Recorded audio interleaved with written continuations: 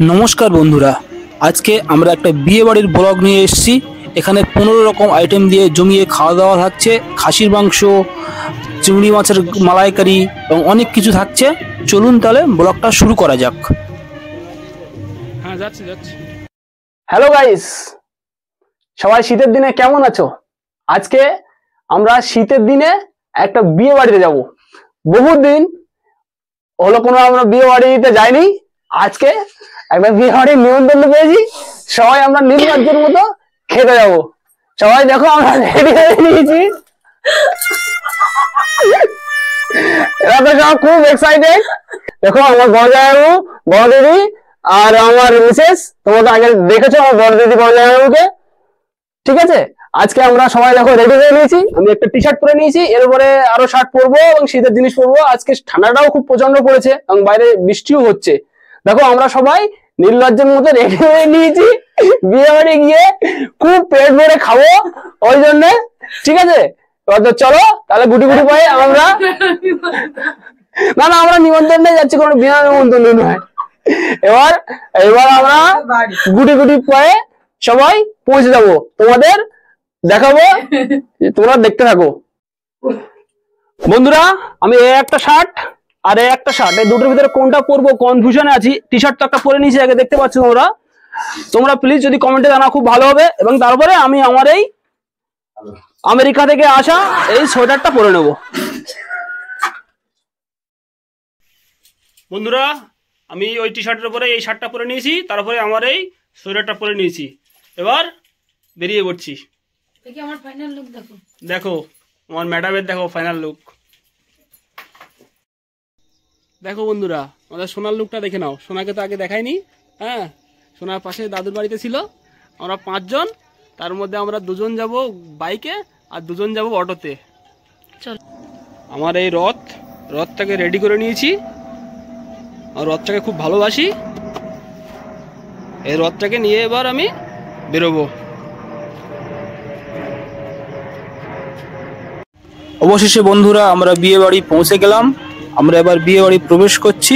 প্রথমেই গণপতি বাপ্পার দর্শন পেয়ে গেলাম। গণপতি বাপ্পাকে একটু প্রণাম জানাই, কারণ আমাদের সুষ্ঠুভাবে এখানে পৌঁছে দেওয়ার জন্য আমাদের আসতে গিয়ে অনেক বাধা অতিক্রম করে আসতে হয়েছে। প্রচুর বৃষ্টি হচ্ছিল, বৃষ্টিতে আমরা প্রায় ভিজে গেছি, আমার সোয়েটার ভিজে গেছে, আমাদের খুব ঠান্ডাও লাগছে। সেটাকে একটু মুছে এবার বিয়ে বাড়ি প্রবেশ করছি। দেখুন বন্ধুরা, এবার আপনাদের সবকিছু দেখাবো। ঢোকার মুখে একটু কেত মেরে ফটো উঠে নিলাম। চলুন তাহলে যাওয়া যাক। নতুন দম্পতিকে একটু দেখে নিন। এদেরকে আপনারা সবাই দুহাত ভরে আশীর্বাদ করবেন। আমার সোনা দিদি কি করছে দেখুন, সব বসে আছে। আমার ম্যাডামকে দেখুন, আজকে খুব সুন্দর দেখাচ্ছে। আমি যেন নতুন করে প্রেমে পড়ে যাচ্ছি আজকে। দেখুন বিয়ে বাড়ির সবাই নতুন দম্পতিকে দেখছে। আমি আর সোনা একটু বাইরে ঘুরু ঘুরু করছি। আবার বাইরে এখনো বৃষ্টি হচ্ছে। দেখুন বৃষ্টির সময় কি সুন্দর দেখাচ্ছে। বিয়ে বাড়িটা কি সুন্দর করে সাজিয়েছে, পথটাও খুব সুন্দর করে সাজিয়েছে। ও ফ্ল্যাটের একদম 3 তলাতে উঠে গেছিলাম, 3 তলা থেকে উঠে নিচের দিকে দেখুন একদম অপরূপ দৃশ্য। এবার আমরা স্টার্টার কোর্সে চলে যাব। প্রথমে এখানে কফি তৈরি হচ্ছে, কফি খেয়ে নেবো একটু। দেখুন কি সুন্দর করে কফিগুলো বানিয়েছে। আমি আর জামাইবাবু এক কাপ করে কফি খেয়ে নেবো। এবার কফি খেতে খেতে, এই বৃষ্টির সময় কফি খেতে কি সুন্দর লাগে। এই কফি স্টলের পাশেই পকোড়া স্টল। আমাদের কফি খাওয়া শেষ, এবার পকোড়া নিয়ে নিচ্ছি। চিকেন পকোড়া, অনেকদিন চিকেন পকোড়া খাওয়া হয় না। তারপর বিয়ে বাড়ি বলে কথা, সমস্ত স্টার্টার তো টেস্ট করতেই হবে না। এবার পকোড়া নিয়ে নিচ্ছি, কাঠিও নিয়ে নেব, নিয়ে জামাইবাবু আর আমি খাবো। এর সঙ্গে পকোড়ার সঙ্গে একটু চাটনি হলে না পুরো ব্যাপারটা পুরো জমে যেত, জমে ক্ষীর হয়ে যেত।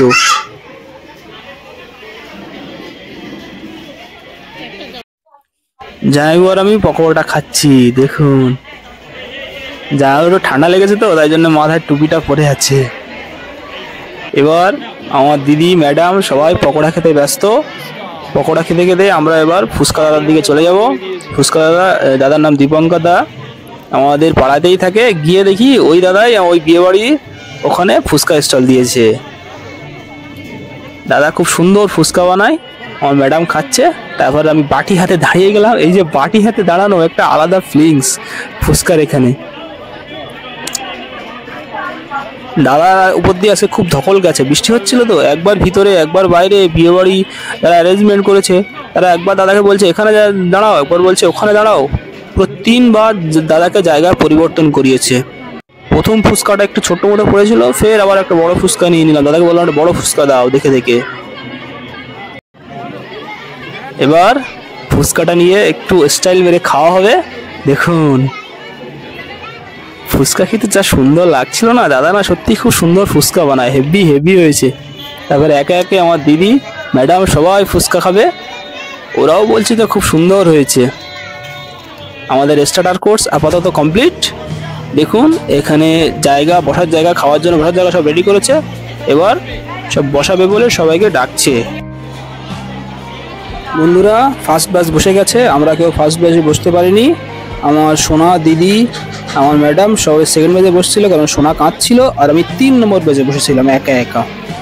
দেখুন প্লেটটা দিয়ে গেছে। এবার মেনু চার্টটা একবার দেখে নিন পজ করে, পুরো 15টা আইটেম আছে। এবার আমি প্লেটটা আস্তে আস্তে বের করে নেবো। তার মাঝখানে একটু ফটো উঠে নিলাম। কি সুন্দর প্লেটের প্যাকিংটা, আস্তে আস্তে বের করে নিচ্ছে ওটা।